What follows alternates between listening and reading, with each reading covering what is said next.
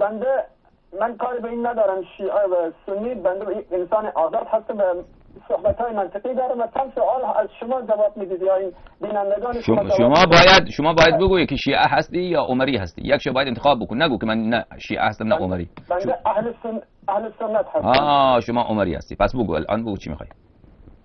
بله. یه مسئله که برادران تشیع میگن از وحدت و از دوستی صحبت میکنن، ببینید ما که نمیخوایم بچه گول بزنیم، ما که نمیخوایم به کسی دروغ بگیم. آدم باید میگن شکر سواری دلله نمیشه، اینطور نیست؟ خب شما اگر واقعا وحدت میکنید در کتابهای شما، اما کتابهایی که پشت سرتان هست و همه اهل تشیع اعتقاد در این دارن که امامان شما را، ما مثلا حضرت زهرا را شما میگویید که حضرت عمر شهید کرده، یا امام حسن یا امام حسین تان را مثلا اهل تصنع اونهایی که جنگیدن از صحابه پیغمبر بودند، کسانی که ما قبول داریم، یا و علی مثلا حضرت معاویه جنگیده، حضرت معاویه صحابه ما هست، یا بقیه امامان شما. من یک انسان عادی نیستم، تحصیل کرده هستم و امامان دیگر شما را از خلفای عباسی حضرت هارون میگید امام هفتم شما را شهید کرده. اگر چنین چیزی باشد خب اینجا وحدتی وجود ندارد. وحدت میشاید وجود داشته باشد.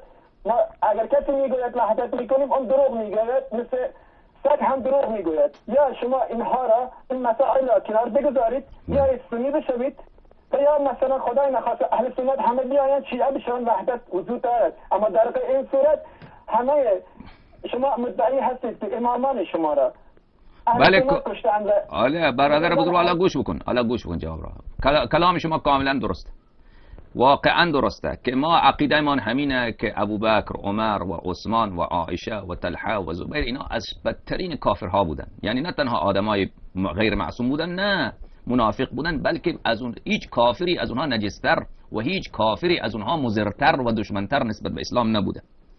و اینها هم شما میگید که ما وحدت میخوایم، درسته، ما وحدت میخوایم به اون معنایی که خودتان گفتین، معنای دومش که تمام عمریا بیان شیعه بشن، چون به ادله شرعی از کتابهای خود شما این تمام این امور ثابته. تمام این امور از کتابهای خود شما ثابته. هم کفر ابوبکر و عمر را من حاضر هستم از قرآن کریم ثابت بکنم و از احادیث خود بخاری ثابت بکنم. اگر هر وقت شما مرد شدی، شما برادر بزرگوار من، شما میگین حرفای شما دروغ الله یاری، شما دروغ میگید، اهانت میکنی، خب شما مرد، حالا گوش کن یک جمله من بگویم، اجازه بده من یک جمله تمام بکنم.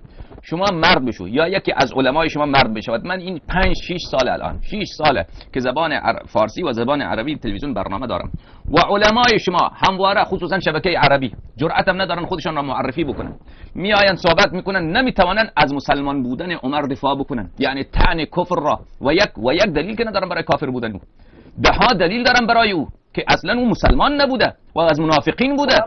آجا گوش کن جان من، اجازه بده و علمای شما درسته صحبت کردن و هر بار شکست خوردن، موسیا شدن، شکر خداوند متعال. شما حالا مرد بشو جناب آقای تحصیل کرده، شما کی حاضر هستی درباره مسلمان بودن عمر، یا عمر مسلمان بود یا کافر، با من مناظره بکنی؟ بنده اصلا مناظره ندارم، فقط مطالب را که شما ادعا دارید یا شما یا بقیه دولت ایران. من که گفتم من ادعای وحدتی که دارم به همون معنا که تمام مردم دنیا، نه تنها عمری ها، تمام مردم دنیا یکی بشیم. تمام مردم دنیا، اون کسانی که در چین هستند، در هند هستند، در امریکا، همه یکی بشیم، پیرو حق بشیم. و حق چیست؟ دین اسلام، رسول خدا صلی الله علیه و آله و سلم. و انی تارک فیکم ما ان اخذتم من اخذتم به لن تذلوا بعدی ابدا، کتاب الله و عترتی اهل بیتی. من اطاع علیا علیه السلام فقد اطاعنی، انی تارک فیکم من تمسکتم به لن تذلوا بعدی ابدا، کتاب الله و عترتی اهل بیتی. الخلفاء من بعد 12 سلام الله علیهم اجمعین، انت منی بمنزلت هارون من موسی. تمام مردم دنیا یکی بشوند. حالا که شما ادعا دارید که حضرت ابوبکر ما توهین کردیم، معاویه توهین کردیم، خب مرد بشو شما بر این مسائل که اختلافیه بین ما و شما، مسائل کلیدی، ابوبکر، خلافت ابوبکر، مسلمان بودن ابوبکر، عایشه، عمر، هر وقتی که شما جرأت کردید بیا مناظره بکن، یا خود شما یا یکی از علمای شما. اون وقت اگر شما ثابت کردی که ابوبکر مسلمان بوده، دیگر من تشیع را ول میکنم. خود من اسم من حسن الله یاری، من اسم عوض میکنم، عمر میگذارم اسم. درست؟ از این چی بالاتر؟ الله یاری. بنده قصد مناظره در این مسئله را با شما ندارم. آفرین. نه شما نه مناظره میتونید، نه یکی در بین شما یک مرد پیدا میشه با من مناظره بکنه. پس بینندگان محترم بدانید همونطوری که در این همه 1400 سال ثابت شده این جماعت نمیتونن از مسلمان بودن عمر دفاع بکنن، نمیتونن که این مسلمان اینو ثابت بکنن که مسلمان بوده. آمده از ما توقع داره که چرا به او بد گفتی. خب کسی که کافره چرا به او بد نگویم؟ بفرما صحبت کن. سوال داره. بله شما بله بفرما. استاد اگر چنین باشد که حکومت اسلامی به دست معصومین برسد و شما چرا غیر معصوم را به جای معصوم میگذارید؟ چرا این آقای خمینی اگر معصوم نیستند شما چرا به جای غیر معصوم میگذارید و اگر غیر معصوم قابل قبول خواهد بود چرا شما حضرت ابوبکر و حضرت عمر و عثمان را قبول ندارید که در کنار پیغمبر بودند و این مرد را قبول دارید که 1400 سال بعد از پیغمبر آمده است و اگر شما منتظر امام زمانتان هستید که حکومت درست بکند پس این شما چرا حکومت درست کردید؟ پس باشه حالا جواب را گوش کن. آقای خمینی کاری کرده. اگر ببینید بنده انسان جاهلم نیستم، انسان تحصیل کرده هستم، من تحصیلات دینی هم داشتم و عرض بنده این هستش ما آدم های ناسپاس هم نیستیم. البته این دوران حکومت آقای خمینی خیلی بهتر از حکومت شاه است به خصوص برای اهل سنت. آفرین. زمان شاه انسان ظالمی بود بر اهل سنت، یادش بخیر. ظلم‌های زیادی کرد. خدا رحمتش کنه. آقای خمینی خدا رحمتش آزادی‌های بیشتری به ما اهل سنت دادن. آفرین. چیزهای دروغی میگویند که ما ببین بزرگوار ایجاد کردن. زمانی می شود که شما نگویید که امامانتان را آقا گوش کن. الان گوش کن. شهید کردن. ببین من این که آقای خمینی انقلاب کرده من عرض کردم که آقای خمینی انقلابش را من قبول ندارم و انقلاب آقای خمینی را من یک ضربه بزرگی به تشیع میدانم و آقای خمینی با این کاری که کرد کمر تشیع را شکست و انقلاب او و تأسیس او حکومت را و تأسیس او بله حکومت بر اساس ولایت فقیه همه اینها خیانت به تشیع بود و کمر تشیع را شکست و همونطوری که خودت گفتی این مخالف هست با این عقیده شیعه که حکومت باید به دست امام معصوم علیه السلام باشه. اینا را کاملا من قبول دارم و اینا لذا ما اینجا ملزم نیستم از او دفاع بکنم. و آقای خمینی بله نه امام من هست نه معصوم هست بلکه من بارها او را من اینجا از او اظهار براءت کردم. اجازه بفرما. اما این که شما میگید که آقای خمینی به جماعت عمری آزادی داده کاملا درسته. شما باید قدر این حکومت را بدانید. اگر این حکومت نبود تشیع نصف جهان عالم اسلام را و نصف جهان غیر عالم اسلام را تشیع گرفته بود، مردم شیعه شده بود. شما باید قدر این حکومت را بدانید، قدر آقای خمینی را بدانید، قدر آقای خامنه ای را بدانید که این آقای خمینی و خامنه ای بودن که سپر شدن بر علیه موج تشیع که جهان را میگرفت و مردم تمام دنیا دلداده و گرویده 12 امام علیهم السلام میشد. این دو نفر بودند که با اعمالشان و با کردارهایشان آبروی پیغمبر را بردن، آبروی 12 امام علیهم السلام را نزد اهل دنیا بردن و اهل بیت علیهم السلام را و مذهب تشیع را بدنام کردن و این دو نفر بودند که به شما این همه آزادی ها را داد و شما را این همه پررو کرد. بفرما فرمایش دیگه دارین؟ من عرض کردم که آزادی به ما دادن و ما عرض کردم که بهتر از زمان شاه. میدونم وضع شما خیلی بله وضع شما خیلی از گذشته بهترم میدونم. نسبت به زمان شاه انسان ظالمی بود و جدا میکرد شیعه را از سنی جدا میکرد. عجب مردی بود. ای یادش بخیر. علی کل حال جناب آقای تحصیل کردم من از شما بزرگوار ببینید این مسائلی که شما میگید ما چرا اظهار براءت میکنیم از ابوبکر و عمر بعد میگوییم. ببین برادر عزیز به خاطر اینه که ما عقیده ما اینه که اینا خائن به اسلام بودن. خب یا این حقه یا این امر باطله. اگر واقعا ابوبکر و عمر آدمای خوبی بودند ما از اونها اظهار براءت میکنیم پس این عمل شیعه بده. اگر واقعا ابوبکر و عمر آدمای بدی بودند پس عمل شیعه درسته، براءت از آدمای بد درسته و کار شما باطله که از اونها پیروی میکنید. پس یکی از ما و شما در این مسئله بر حقی یک جماعت بر باطله. لذا من برادر بزرگوار از شما میخواهم که شما خودتان تحصیل کرده هستید یا خودتان یا صحبت بکنید با مولوی هایتان، با علمایتان، با مشایختان که بیاین یکیشان دوشان 5 نفرشان با من مناظره بکنن و هر شرطی که دارن برای مناظره بگذارن که شرط ما اینه که شما مثلا این مطلب را نگو، این مطلب را بگو، اینطوری صحبت شروطشان مطرح بکنن.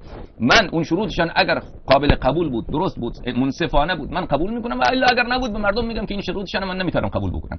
لذا برادر بزرگوار من بیایید با هم صحبت بکنیم. این مسئله اختلاف بین ما و شما از طریق علمی، از طریق گفتگو، از طریق انصاف و وجدان حل بشود. پیشنهاد خوبیه یا نه؟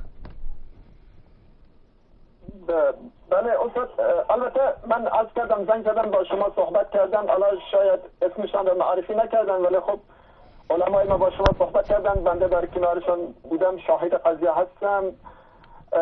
ما دعوای با هم نداریم، منتها عرض بنده این ببین بزرگوار من عرض کردم که بین ما و شما اختلافه. مسئله روی مسئله برادری و وحدت بعضها دروغ نگویند و بگویند آرم مارک وهابی بزنند و سنی صحبت های ما وحدت چرا میخواهیم وحدت؟ در صورت وحدت میشود این چیزهایی که شما بر آن اعتقاد دارید ما دست برداریم. امامان شما را بزرگوار شما فارسی بلدی؟ اهل سنت پشت اصل این چنین چیز وحدتی ببین بود تا روز قیامت خداوند خودش میداند. و ببین شما زبان فارسی نمیفهمی، من با شما فارسی صحبت میکنم. من میگیم که اینها بله اینها ما دلیل شرعی داریم که اینا اصلا مسلمان نبودند. شما وقتی که حاضر نیستی، شما و شیخ های شما و مولوی های شما که ثابت بکنن که اینا اصلا منافق نبودن، مسلمان بودن و خائن به پیغمبر نبودن، شما از ما توقع داری که ما به اونا بد نگوییم؟ خب شما حداقل بیا مرد بشو این مناظره را بکن، اون وقت از ما مطالبه بکنی اینا را بد نگوییم. شما اینقدر جرأت نداری، اونم بر اساس کتاب‌های خود شما، بخاری، مسلم، ترمذی، ابن ماجه، که بیایی ثابت بکنی که اینا مسلمان بودند، کافر نبودند. بعد توقع داری به اینا بد نگوییم؟ شما یک کمی به کلام خودت توجه بکن که چی میگی تو. بله بفرما. استاد بنده متوجه هستم. ببینید حاضر هستی بر منافق بودن عمر و منافق بودن ابوبکر با هم مناظره بکنیم که آیا منافق بوده یا نبوده؟ یعنی در حقیقت کافر بوده، در ظاهر میگه من مسلمانم، دروغ میگه من مسلمانم. حاضری؟ الله یاری جان. ببینید ما مسائلی که فعلا وجود داره ما میبینیم، مثلا مثل همین حکومت آقای خامنه‌ای، آقای خمینی که وجود دارد، ما اینها را نمیتوانیم با کسی صحبت کنیم، نمیتوانیم اینها را روشن بکنیم، چه برسد به مسئله‌ای که 1400 سال قبل بوده است. شما ببینید همه صحبت‌های شما یک نکته و دو نکته نیست، هزاران نکته در این وسط اینها مخالف هم هستند. شما میگویید که منافق بودن، استغفر الله، ما اینها را به عنوان صحابه بزرگ کرامت پیغمبر میدانیم. خب شک ما یک نکته نیست. شما مثلا اگر بگویید از حضرت عمر مثلا 4 رکعت نماز میخواند، ما بگوییم 400 رکعت نماز میخواند، فرق اینجا نیست، فرق در این وسط خیلی هست. پس اینجا جایی برای صحبت نمیماند. آقای الله یاری جایی برای صحبت خیلی جای زیاده. ببین برادر عزیز، این که شما میگید که مثلا 1400 سال بوده مسئله روشن نیست، خب اگر مسلمان بودن او برای شما روشن نیست، خب چرا اینجا آمدی با من اعتراض بکنی بر ما که شما ابوبکر عمر را چرا بد میگویید؟ اگر منظورت اینه که 1400 سال پیش بوده، قضیه روشن نیست، ما نمیتونیم درست صحبت بکنیم، پس چرا آمدی اینجا اعتراض میکنی قضیه‌ای که برای خودت روشن نیست؟ اما این که میگوید قضیه یکی دو تا نیست، خیلی نه، قضیه واضح روشنه. من میگم بر مسلمانی ببینید یک کسی که از او عمل کفر صادر میشه، مثلا مخالفت عمدی با رسول خدا صلی الله علیه و آله میخواد شریعت را عوض بکنه، پیغمبر فرمود این کار را بکن، اون کار دیگر میکنه، یا به رسول خدا صلی الله علیه و آله علنا توهین میکنه، به رسول خدا صلی الله علیه و آله علنا اهانت میکنه، تحقیر میکنه، شتم میکنه، خب اینا از مکفراته، یعنی از ادله کفر به اجماع علمای شما. نه اینطوری باشه که این مسائل باشه که نامعلوم باشه. وقتی که ما یک موضوع را ببین، اجازه بدید، وقتی که ما به یک موضوع خاص اشاره کردیم که مثلا طعون وارده بر ابوبکر عمر یا تنها عمر، شما بگو که این مسئله خیلی واضح و روشنه، ما یک طعن خاص مطرح میکنیم که کفر او به جهت حدیث قرطاس، کفر او به جهت اون حرفایی که در حدیبیه گفت، کفر او به جهت فرار او از غزوه احد، کفر او به جهت فرار او از غزوه حنین، مثلا کفر او به جهت این که ادعای خلافت کرد و پیغمبر او را خلیفه نصب نکرده بود. لذا اگر شما بخواهید که ما یک وجه خاص را تعیین بکنیم، ما یک وجه خاص را هم تعیین میکنیم، اشکال نداره، بیاین بر اون موضوع خاص که موضوع مقرر باشد، معین باشد، با هم دیگر بحث بکنیم و شما جواب بده از این طعون. یعنی طعن معنیش چیه؟ طعن یعنی یک خصلت بد، یک عیب شرعی. شما بیا از این عیوب شرعی ابوبکر و عمر که بی حد و بی حسابه، مرد بشو بیا جواب بده. من نمیدانم که نه شما و نه هیچ یک از مولویای شما تا روز قیامت میتونید جواب بدید، فقط میتونید خودتون را گول بزنید و میخواهید که عوام الناس را گول بزنید. و من از شما در همین تلفن که شما تماس گرفته اید الان حداقل 5 مرتبه هست که دعوت کردم مناظره بکنید، شما باز هم ولی این خودت این طرف میزنی اون طرف میزنی. خب مرد بشو، خودت حاضر هستی مناظره بکن، خودت حاضر نیستی، مولوی های بزرگت کجا هستن؟ یک مرد بین شما پیدا نمیشه. بفرمایید. توهین حضرت عمر چی بوده به پیغمبر؟ حدیث قرطاس و یکی حدیث قویه که او که نیست، و یک حدیث قرطاس نیست در مسئله نماز خواندن بر ابن ابی سلول، در مسئله حدیبیه و خدمت شما عرض بکنم در مسائل خیلی زیاد دیگر بر رسول خدا صلی الله علیه و آله و سلم عمر بن الخطاب توهین کرده و اهانت کرده. اگر کسی بر پیغمبری حرفش را گوش نکند، توهین بکند، کافر است؟ اگر توهین بکنه کافره، اگر حرفش را گوش نکنه گناهه. پیغمبر گفتن نماز بخوان، شما مثلا نماز صبح قضا شد، این گناهه، اما توهین کردن بله کفره. چطور فرزندان حضرت یعقوب که صحبت و حرفای حضرت یعقوب را گوش ندادن کافر نبودن، کافر اعلام نشدن، شما اینجا کافر میگویید؟ کسی که حرف پیغمبر را گوش نکنه، مثلا پیغمبر صلی الله علیه و سلم فرموده شما آب بیار، شما اونجا برو، مثلا برو اونجا بازی بکن، مثلا آب نه، این گناه. گوش کن این گناه. ببین برادر من، شما هر وقت حاضر شدی مناظره بکنی، من باب مناظره رو باز میکنم. اینطوری که اگر حاضر شدی که مناظره رسمی باشد، من حاضرم با شما صحبت بکنم. اینطوری که بله خودت هم نمیدانی چی میگویی، من اونطوری حاضر نیستم صحبت بکنم. مخالفت و معصیت با امر رسول خدا صلی الله علیه و سلم ما نگفتیم کفره. همین الان گفتم پیغمبر فرموده شراب نخوری. کسی از مسلمانان پیدا بشه شراب بخوره، او کافر نیست، گناهکار کافر نیست. اما توهین به رسول خدا صلی الله علیه و آله و سلم، مخالفت عمدی که شریعتش را عوض بکنه، پیغمبر فرموده متعه جایزه و بیاد متعه را عوض بکنه که نه متعه حرامه. مثلا یا متعه نساء در حج، میگه این بله متعه حج، اون را بگه که این جایزه، پیغمبر فرموده جایزه و بیاد تحریم بکنه. خب این مخالفت عمدیه دیگه، این کفره نسبت به رسول خدا صلی الله علیه و آله و سلم. صدایش را بلند میکنه در حضور رسول خدا صلی الله علیه و آله و سلم. سوره حجرات برای چی نازل شد؟ توهین کردن، بی احترامی کردن به رسول خدا صلی الله علیه و آله و سلم، این کفره. مخالفت و معصیت، نافرمان برداری، اگر در اون توهین باشه بله او کفره، اگر توهین نباشه نه کفر نیست. ببینید ما باید از قرآن پیروی کنیم، از قرآن و رسول خدا و اوصیاء رسول خدا. فرزندان حضرت یعقوب، حضرت یوسف را در څاه انداختن، کشتن، به خیال خودشان کشتن و حضرت یعقوب را غمگین کردند و صحبت حضرت یعقوب را گوش ندادند. در کجای قرآن آمده است که اینها کفر بودند، کافر بودند؟ والله انداختن حضرت یوسف علیه السلام به چاه دشمنیتان با حضرت ابوبکر و حضرت عمر است. ببین اگر شما قائل هستی که بله فرزندان یعقوب علیه السلام این کارها از او صادر شده و بله ابوبکر و عمر هم به مثابه او هستند، پس فرزندان حضرت یعقوب علیه السلام انسانای منافقی بودند.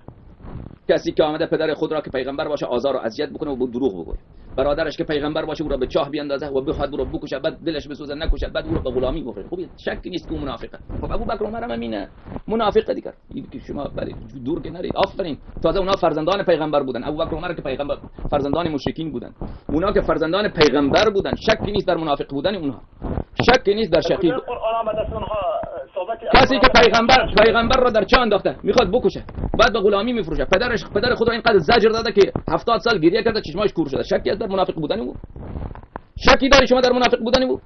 تازه اونا پسران پیغمبر بودن. کلمه منافقت بر اینها جاری نشده است. خب منافق بودنش اگر قرآن اگر منافق هم نگفته، خب شما عقل خود را به کار ببرید، این منافق نفاق نیست. شما ببین یک پسری که پدر معمولی دارد، پدرش ولو آدم شرابی باشد، او را احترام نکنه، زجر بکنه، او جهنمیه.